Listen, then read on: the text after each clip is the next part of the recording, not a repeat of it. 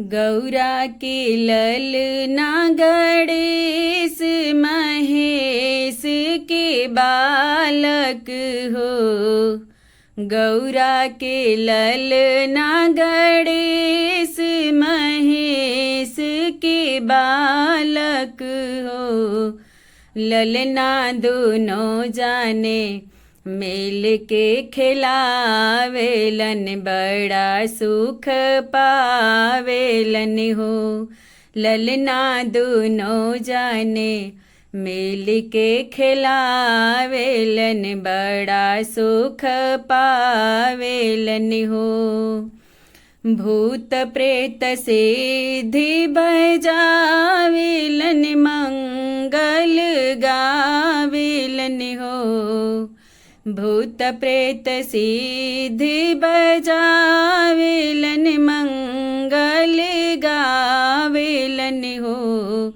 ललना मंगल हउवे मूर्तिया सुरतिया बतावेलन हो। ललना मंगल हउवे मूर्तिया सुरतिया बतावेलन हो।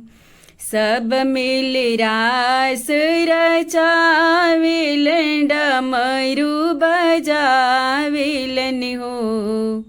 सब मिल रास रचावेलन डमरू बजावेलन हो। बैलानंदी मगन होई मनवात मुड़िया हिलावेलन हो।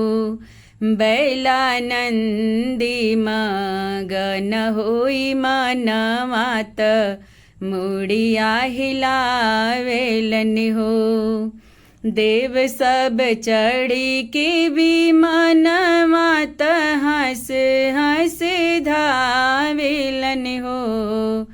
देव सब चढ़ी के विमान मात हंस हंस धावेलन हो। सब हंसी हंसी करे गुणगान सुमन बरसावेलन हो। सब हंसी हंसी करे गुणगान सुमन बरसावेलन हो। गौरा के ललना गणेश महेश के बालक हो। गौरा के ललना गणेश महेश के बालक हो। ललना दोनों जाने मिल के खिलावेलन बड़ा सुख पावेलन हो।